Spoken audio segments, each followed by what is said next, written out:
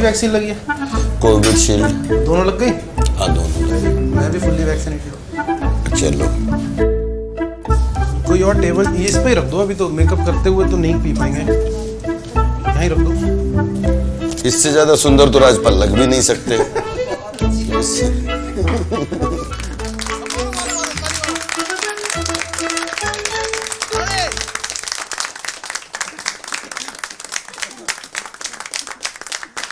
सवाल मिल गए थे ना? आप फुल तैयारी करके आए हो ना? क्या तैयारी क्या करनी थी? जो मैंने सवाल भेजे थे वो मिल गए थे ना आपको? आंसर सोच के आए हो ना? देखो क्या है, आपको बुलाऊं क्या पहले, मैं बताओ यार जो मर्जी। राजपाल जी सर या राज या पाल या आरएन यादव, क्या बुलाऊं, जो भी आपको मानो। राजपाल नौरंग यादव। इतना लंबा हर बार बोलूंगा तो ज्यादा हो जाएगा तो ना? खाली राजपाल। मैं सर नहीं बुलाऊं चलेगा ना? अरे सर नहीं, सर को आगे पीछे कहीं भी लगा, खाली राजपाल। बाल कटाते हो कहाँ से? नहीं अभी तो बढ़ा रहे हैं। कटवाते थे। नहीं, हेयर कट में कितना पैसा लगता है आपके? गॉसिप सवाल ब्रंच के लास्ट पेज पे जो आता है। प्रियन जी जो हैं, हंगामा जिन्होंने डायरेक्ट किया। प्रियदर्शन जी। प्रियदर्शन उनके लिए तालियां एक बार यार, is one of my favourite director. हाँ। प्रियन जी बोले Rajpal come, I need your at least 40 days. तो मैं ना अकेले में जाके सोचा कि वाह, कि मतलब प्रियन जी ने अगर 40 दिन बुक कराए हैं ना, तो मतलब अब की कांड है मामला। सारे सुपरस्टार्स जो हैं ज़्यादातर, आलिम और आलिम 97 से हमारे बहुत अच्छे दोस्त हैं। मैं गया आलिम के पास बांद्रा में, मैंने कहा प्रियदर्शन जी की फिल्म करने जा रहा हूँ। आलिम भाई देख लो क्या करना है। आलिम भाई ने 3-4 अपने असिस्टेंट लगा दिए, बिलीव करिए 5-6 घंटे बालों में सब पूरी। जो पैसे का बिल था वो आलिम भाई ने तो हमसे नहीं लिया, लेकिन वो पैसे का बिल जो होता है वो एक छोटी तनख्वाह के बराबर था। मैं गोवा पहुंचा, प्रियन जी स्वामी, मैं गया जी सर।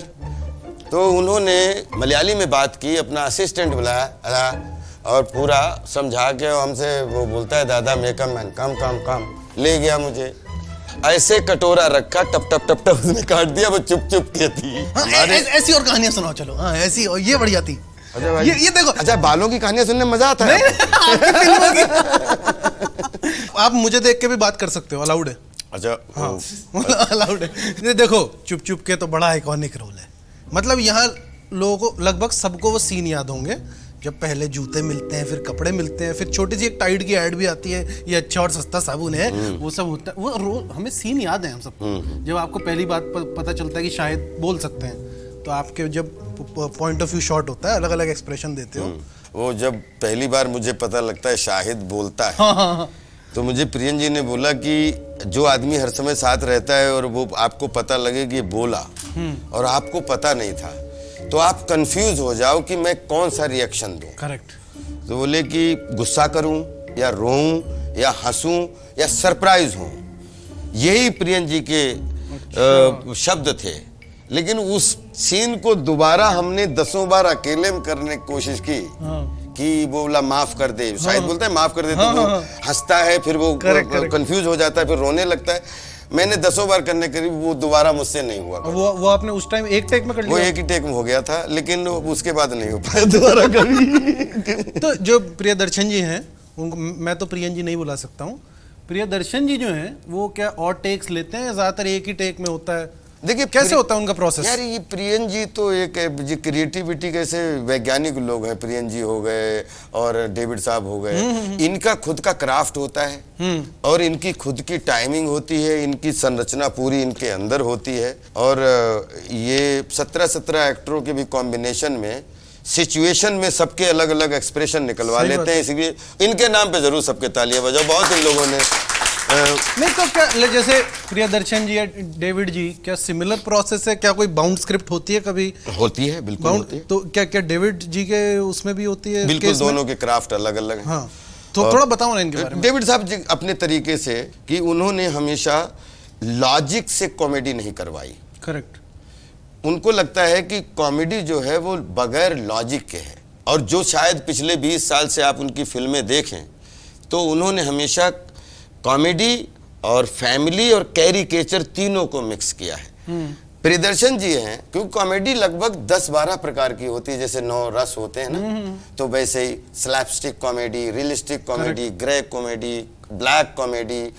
तो जो प्रियन जी फॉलो करते हैं वो कॉमेडी ऑफ एरर फॉलो करते हैं, जो शेक्सपियरियन बहुत बड़ी थ्योरी है, लाइक उदाहरण अंगूर फिल्म थी पुरानी। तो कॉमेडी ऑफ एरर में आदमी कितना भी होशियार होना चाहिए लेकिन मूर्ख दिखना चाहिए। सही बात है।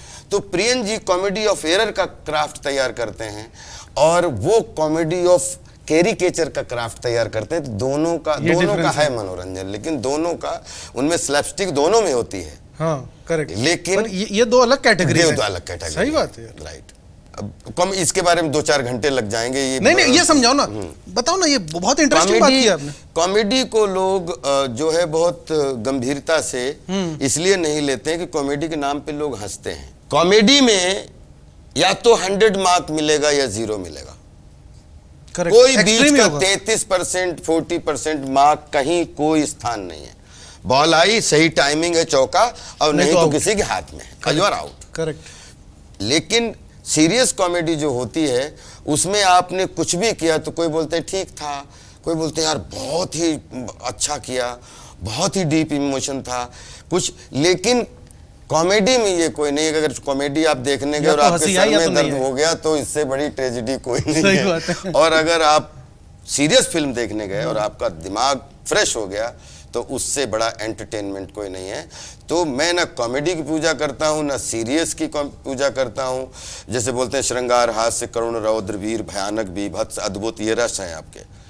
मैं सिर्फ एंटरटेनमेंट का पुजारी हूँ और एंटरटेनमेंट में रियलिटी नहीं होती है, इल्यूजन ऑफ रियलिटी होता है। करेक्ट। रील इसलिए होती है। ये शुरू हुआ ना इंटरव्यू, तब शुरू हुआ है। तो मैं हमेशा रील को जो है एंटरटेनमेंट के माध्यम से लेता हूं कि अगर आपको एक एंटरटेनमेंट में एक लाइन में एक ब्यूटीफुल बहुत प्यारा सा मीनिंग, हाँ। एक बहुत प्यारी सी कसक अच्छी बात बोली और एक हल्की सी आपके ब्लड सर्कुलेशन में हल्का भी धड़कन हो गई, वो एंटरटेनमेंट की सही आपकी कम्युनिकेशन हो गई। जैसे ह्यूमर के सीन करते हैं तो एक केमिस्ट्री, एक कमराडरी बड़ी जरूरी होती है कि आपने दिया, सामने वाले ने लिया, फिर कुछ दिया। एक खेल चल रहा है, जैसे आपका और शाहिद का है या भूल भुलैया में आपका और अक्षय कुमार का है, ऐसे मतलब अलग अलग फिल्मों में किसके साथ सबसे ज्यादा मजा आता है? कि राजपाल यादव के साथ। मैं मजाक नहीं कर रहा हूँ, हाँ। ये बात बहुत गंभीरता से बोल। हाँ चलो ठीक है, सॉरी। आप एक बात बताइए, सारे लोगों से मैं पूछना चाहता हूँ, ये बड़ा अच्छा क्वेश्चन पूछा है संदेश, इसमें हम कतई गंभीर नहीं, बिल्कुल गंभीर है। निकल गया सच। नहीं बिल्कुल गंभीरता से बोल रहा हूँ कि आप ये बात बताओ, अगर आपको खाना खाना अच्छा ना लगे, आप 4 रोटी खा सकते हो क्या? 1 रोटी यार मन नहीं हो रहा, नहीं खा पाऊंगा। खाना जब आप एंजॉय करते हो तब खाना आप खाते हो कि नहीं खाते हो? और अगर बोले यार वहाँ खाना खाया था लेकिन मजा नहीं आया, लेकिन मैंने थोड़ी फॉर्मेलिटी पूरी करने के लिए खा लिया कुछ, लेकिन बहुत दिल खराब था, ऐसे होता है ना।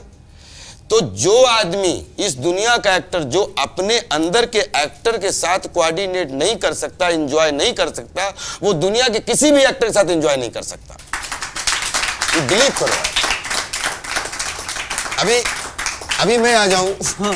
मुझे स्कूप बूप वाले ने बुलाया है, हाँ। इतने सम्मान से आप लोगों ने बुलाया, हाँ। आप हमसे मजाक मस्ती कर रहे हैं और इतनी बढ़िया अपन बात कर रहे हैं और मैं यहाँ पे आ जाऊं, मैं राजपाल हूँ, इंटरव्यू देना है, बहुत झंडे गाड़ चुका हूँ मैं, अंदर अंदर मेरा मेकअप चल रहा है, मैं सोच रहा हूँ और इंटरव्यू देना है।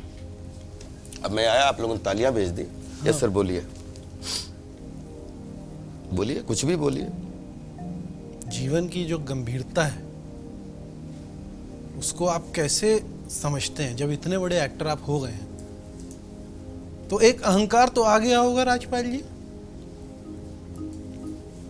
नहीं, अहंकार नहीं, स्वाभिमान रहता है। जी जी जी।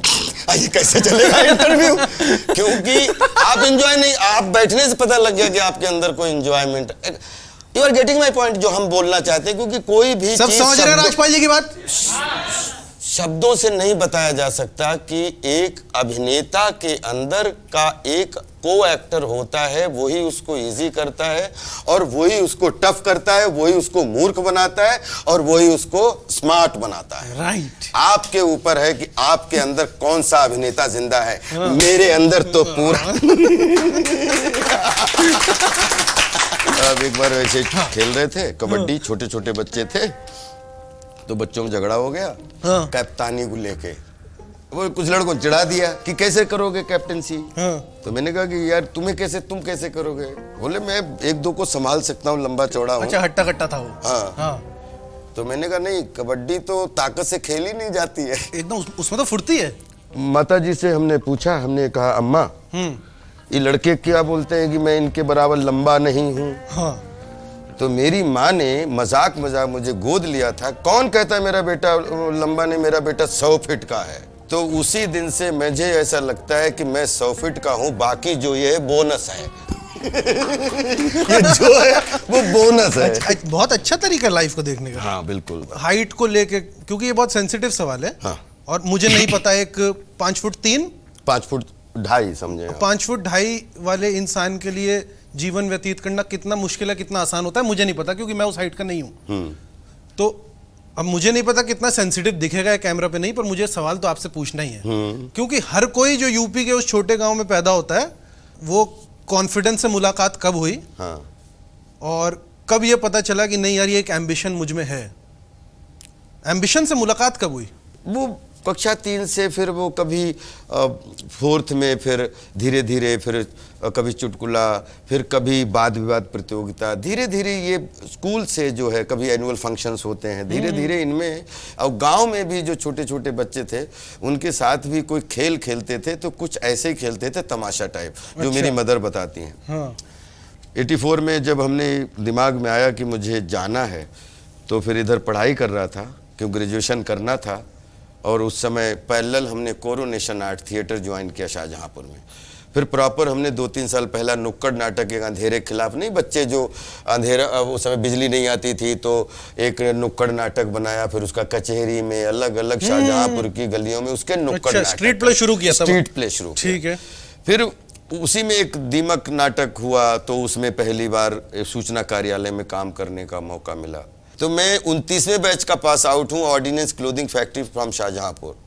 वो भारत सरकार रक्षा मंत्रालय उसको चलाता है, OCF, ordnance gun factory, ordnance clothing factory, जिसमें पूरे अपने देश की सेनाओं के पैराशूट्स और जितने खाने पीने के पहाड़ों से लेके जितने भी आपको बख्तरबंद सब हमारे यहाँ तैयार होता है। उसका 29वें बैच में मुझे सिलेक्शन हो गया था, तो इसलिए फिर 11वां और 12वां हमने प्राइवेट किया था और फॉर्म भरा था ऑर्डिनेंस क्लोथिंग फैक्ट्री में, उसमें मुझे सिलेक्शन मिल गया। वो 2 साल में मुझे रामलीला करने का मौका मिला। और रामलीला में वहाँ के सारे लोग जितने थे, वो रिहर्सल 200-250 लोग, और सब सर्विस पेशा वाले लोग हैं। तो इस रामलीला में कोई आपको एक्टिंग सिखा रहा था या अपने मन से ही जो समझ आ रहा था? नहीं, उसके बाकायदा एक निर्देशक भी होते थे। अच्छा। प्रॉपर कॉस्ट्यूम्स का प्रॉपर उसमें लगभग 4 महीने।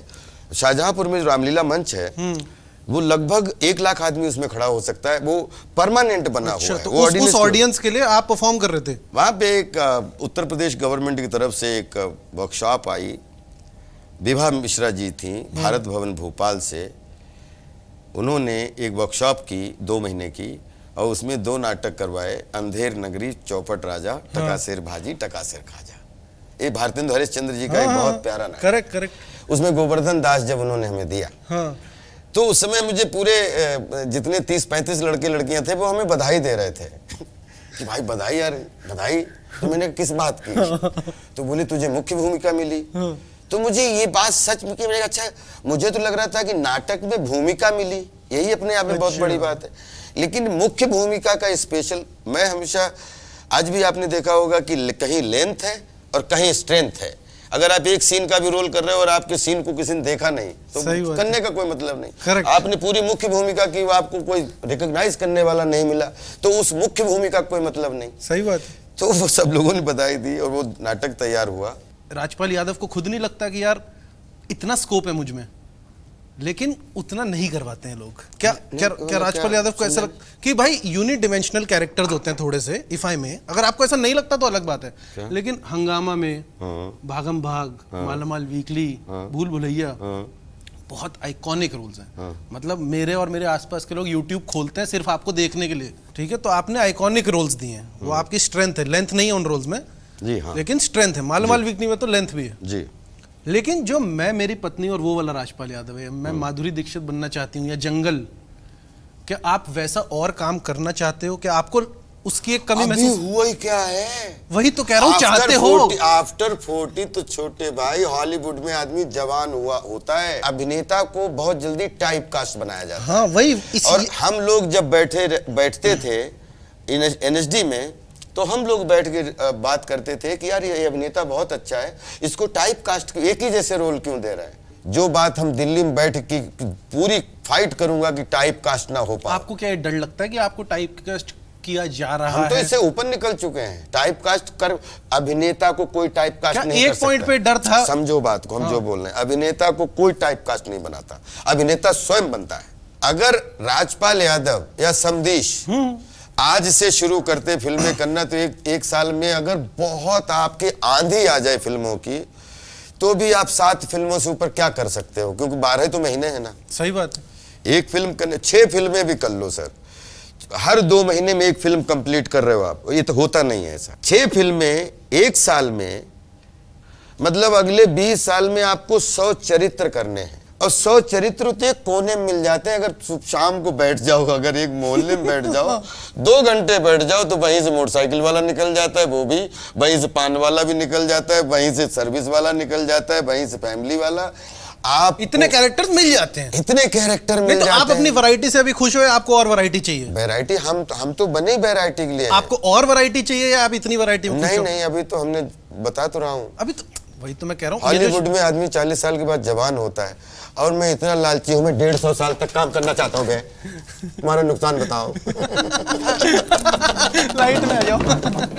अपन लोग उम्र के चक्कर में इतना ज्यादा अपन एक दूसरे से समदीश फंस जाते हैं। इतनी लाइफ है, उसमें इतनी जटिलता है उम्र के हिसाब से। मुझे ऐसा लगता है कि जैसे मैं इंग्लैंड वगैरह जाता हूँ, 1 किलोमीटर 2 किलोमीटर के गार्डन में एक आदमी इधर ये लगा, इधर ये लगा, ये चला जा रहा है, चला जा रहा है, चला जा रहा है। उससे बोला हाँ ब्रो, ए ब्रो, तो बोला how old are you man? I am just completing 96 बताओ।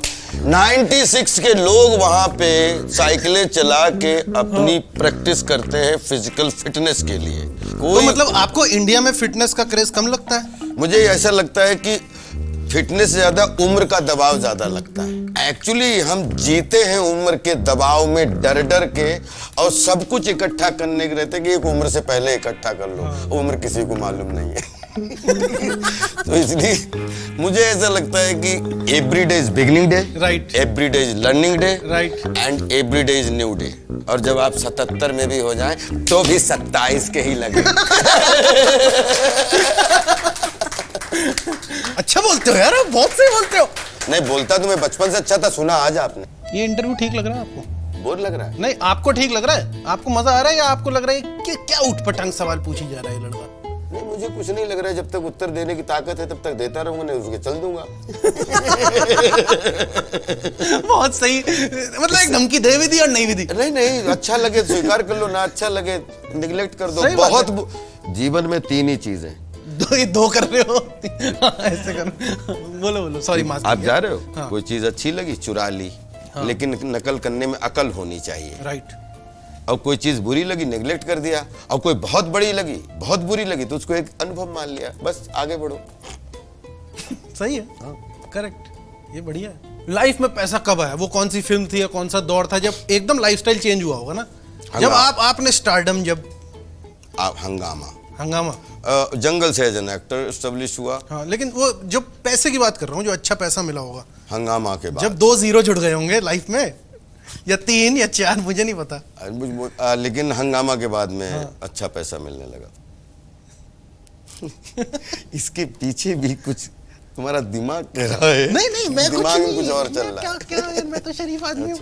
सिगरेट शराब है लाइफ में?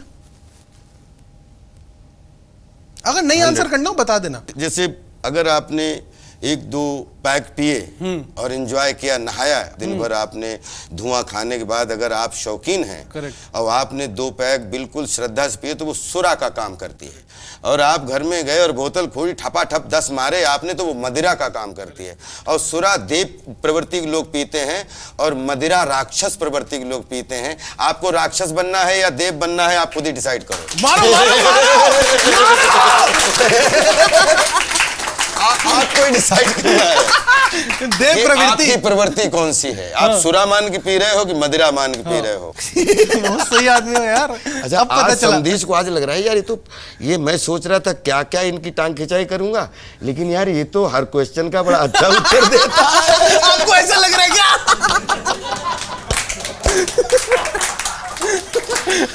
अरे बाप रे।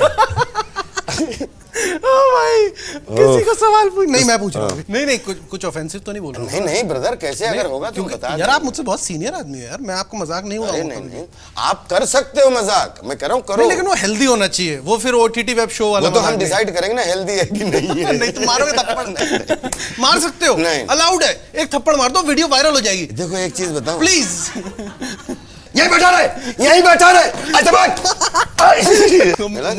मारो, हमें मारो, मारो मारो मारो हाँ, मारो मारो मारो मारो मारो, मार दूंगा। लगना नहीं चाहिए, जोर से लग जाएगी। अबे एक्टिंग करनी है बे मुझे। हमें ये नहीं मालूम चल रहा है कि इंटरव्यू ले रहा है या रेगिंग ले रहा है। बैठ जाऊं? रैगिंग का ले रहा हूं मैं? आपने ऐसा क्यों बोला मेरे बारे में? अरे तुम्हें सब कुछ बोलने का अधिकार है, मैं कुछ भी नहीं बोल सकता क्या? ठीक है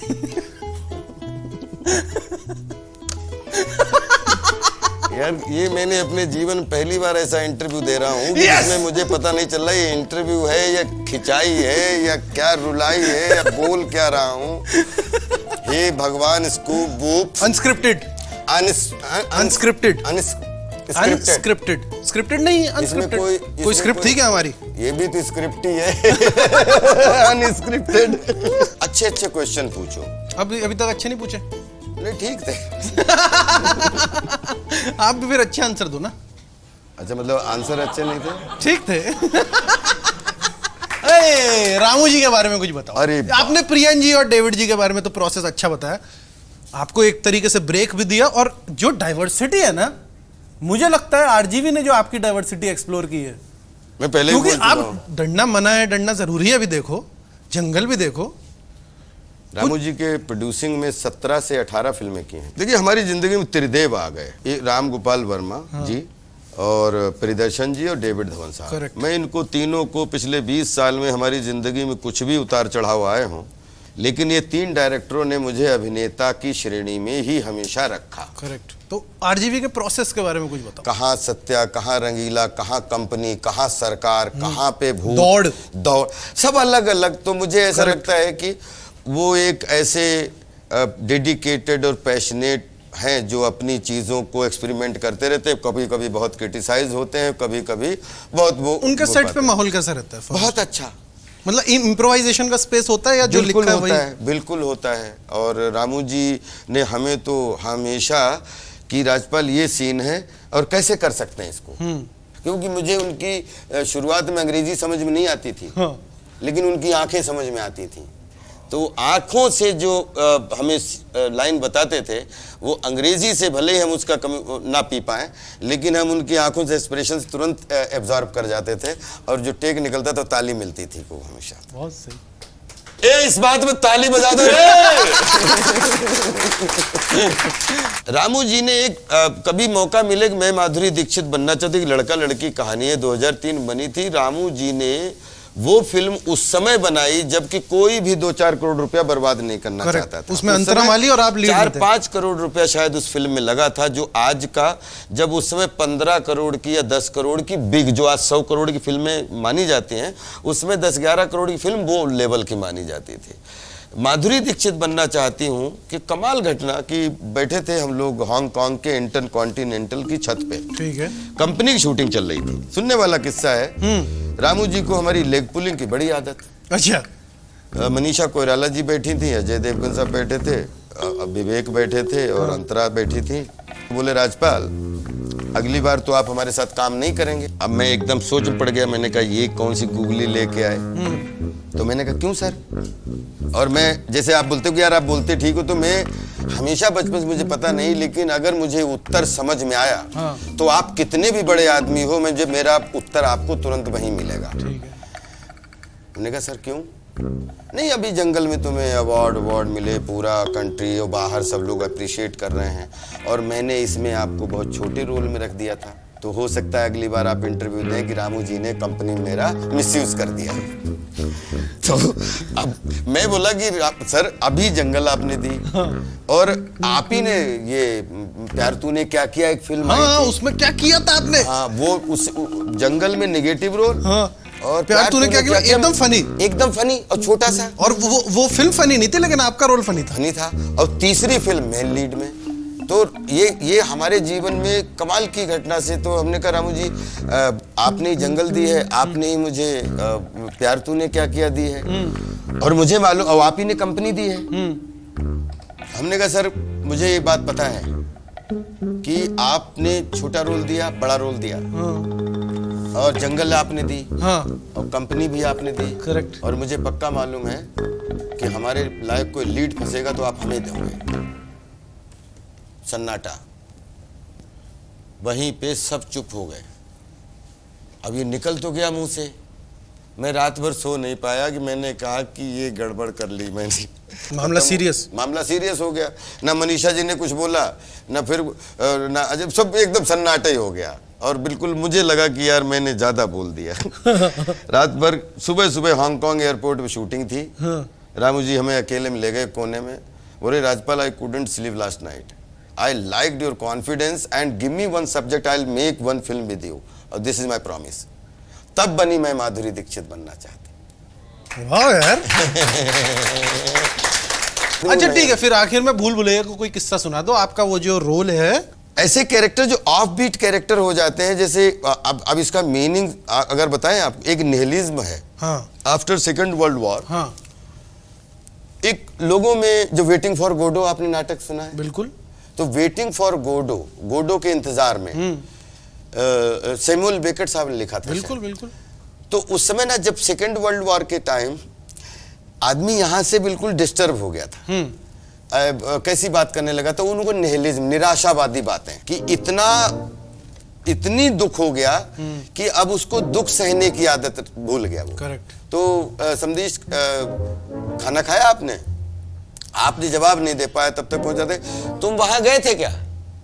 अच्छा, वो सामने दिखा कि देखो मम्मी जाए, तो मतलब इस बात का, इस लाइन का उससे कोई लेना देना नहीं। तो एक पंडित, जिसने कभी, जो बेचारा छोटा मोटा पंडित जो मतलब अपनी कि मैं ये कर दूंगा वो कर दूंगा, अचानक सच में उसको भूतनी दिख जाए तो फिर क्या करेगा? वो निहिलिज्म हो गया।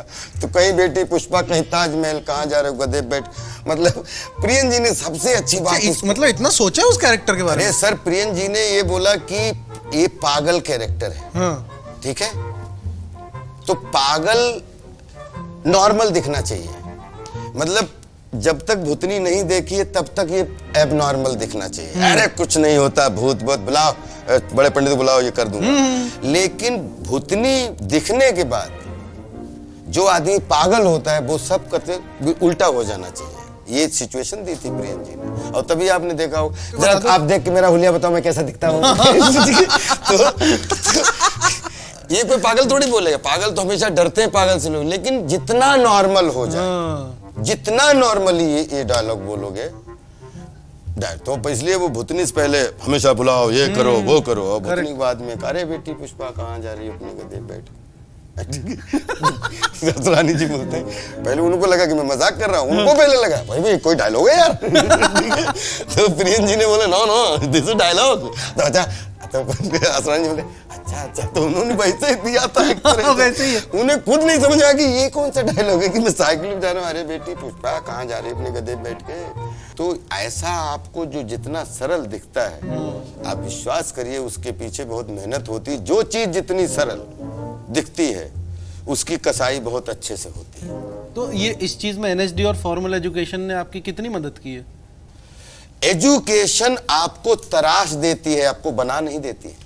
आपको प्लेटफॉर्म मिलता है, आप बहुत सारी चीज़ों की प्रैक्टिस कर सकते हो, आप कोट कर सकते हो, आपकी डिक्शन, आपकी अमूर्धन्य तालब्य जितने भी हैं, कहाँ जा रहे हैं आप, तो कितना हकीकत कितने लोग हकीकत सब बोलते हैं, लेकिन हकीकत का सही नोट कौन लगाता है? हम लोगों को पता होता है जिन्होंने प्रैक्टिस की होती है।